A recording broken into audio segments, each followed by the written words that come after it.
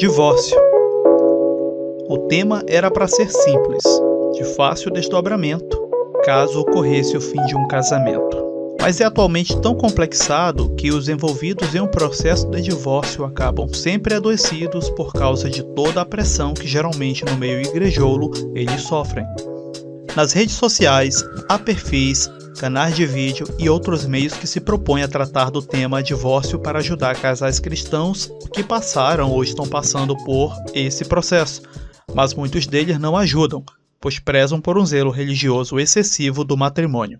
Sim, infelizmente é comum que em temas como divórcio, um líder religioso, no meio evangélico para falar a verdade, faça de tudo para que o divórcio não ocorra, mas a intenção nunca é a manutenção daquela família, mas sim a preocupação com o que irão pensar da igreja que ele pastoreia, principalmente quando os envolvidos no divórcio são de altos cargos ali na instituição.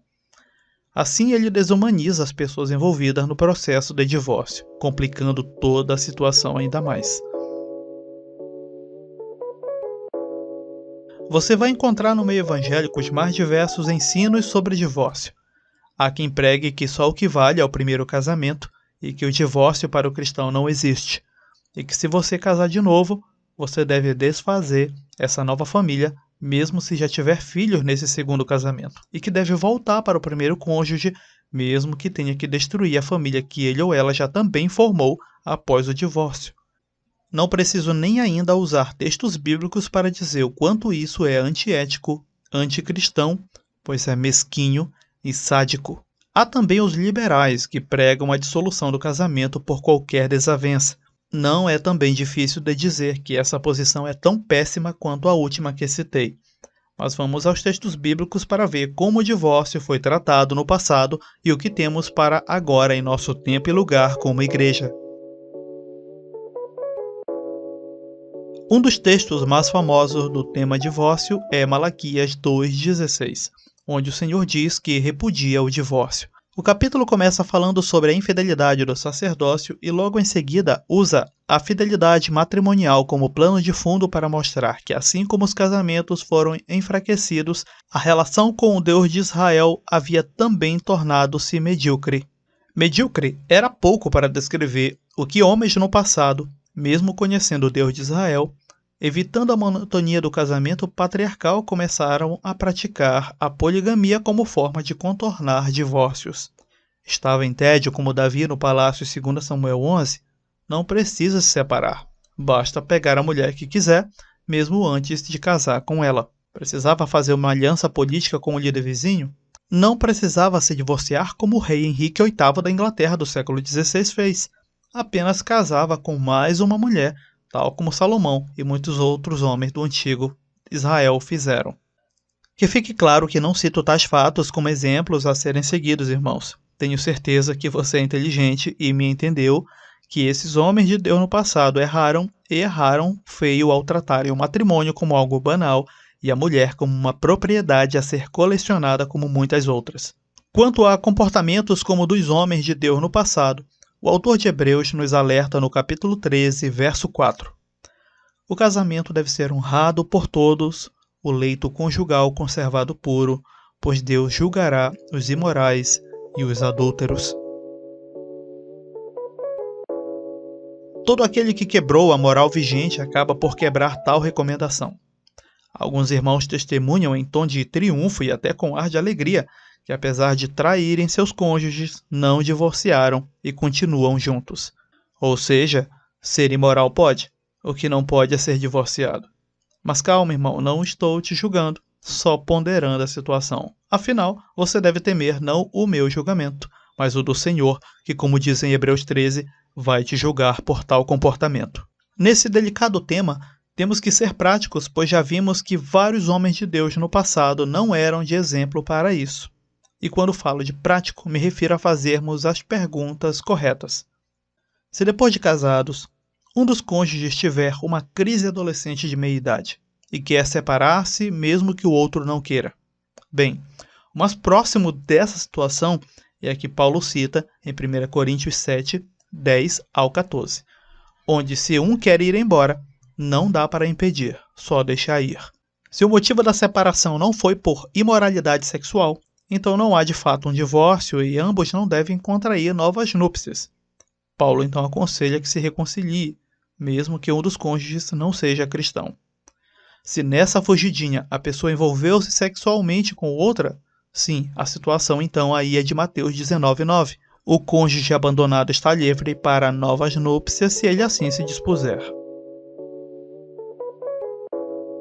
Outra questão na mente de muitos crentes é: já era divorciado, casei novamente, após isso vim a converter-me a Cristo. O que eu faço? Bem, seja fiel ao seu cônjuge nesse casamento. Qualquer ensino que diga que você deve deixar o seu esposo, esposa atual, e ficar só, ou que tem que correr atrás do antigo cônjuge, destruindo a família dele ou dela atual, é pernicioso e não encontra amparo bíblico para o cristão.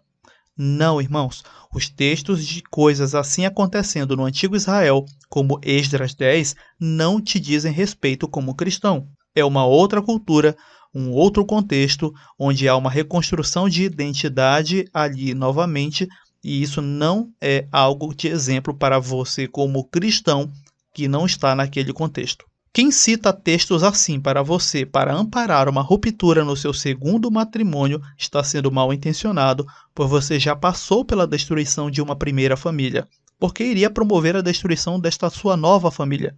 E o pior, da família do seu ex-cônjuge. E a maior prova de que são pessoas mal intencionadas é que elas defendem que você não deve se divorciar de maneira alguma, mas incentivam você a divorciarem do seu segundo cônjuge. Como se resolve o primeiro divórcio promovendo um novo divórcio? Não há razão nisso, só loucura. No caso do meu casamento, não está dando certo e as muitas brigas já se desgastaram a um nível mais baixo em ofensas e humilhações. Como eu posso fazer? Posso me divorciar? Pode. Deveria? Não. Mas pode. Entenda que nesse caso, ambos, biblicamente falando, não estão liberados para contraírem um novo casamento. Mas, irmão, brigamos tanto e ele já até ficou com outra pessoa. Nesse caso, você pode se divorciar, pois esse laço matrimonial já foi quebrado pela imoralidade sexual do cônjuge traidor, como diz em Mateus 19. Eu de mim aconselho que um cônjuge que já traiu você deve ser deixado de lado via divórcio. Biblicamente falando, o casamento é construído pelas juras de amor, ações práticas dessas juras, o leito, o lar sem manchas e uma relação onde alguém possa ver o exemplo de Cristo para a igreja nesse relacionamento de homem e mulher. Cristo não traiu a igreja, mas a amou ao ponto de dar a sua vida por ela. Cristo chama os que são seus e prometeu que com ele estaremos para sempre. A igreja sente-se amada, acolhida e protegida mesmo nas horas mais difíceis da história até aqui. Se um casamento não parece nem minimamente com isso, um homem não consegue demonstrar o mínimo de amor por essa mulher, se ela não o respeita como homem e vive expondo-o ao ridículo, então não dá para seguir com um casamento assim apenas pela força do compromisso cartorário. É hora de ocorrer uma ruptura, um divórcio, infelizmente.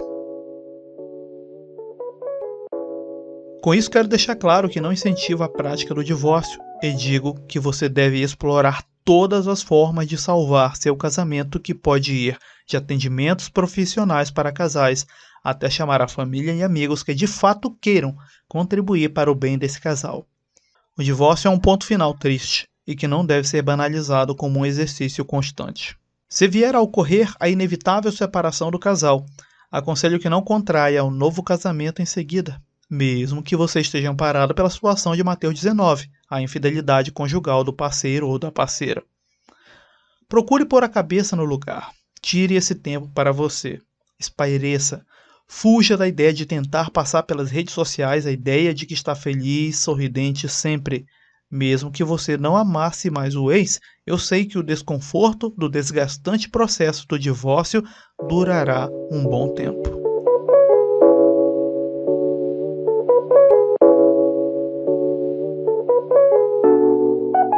Bem, é isso, meus irmãos. O tema divórcio não é mole, não é fácil. E não queremos falar dele com propriedade, ou seja, por ter vivido isso.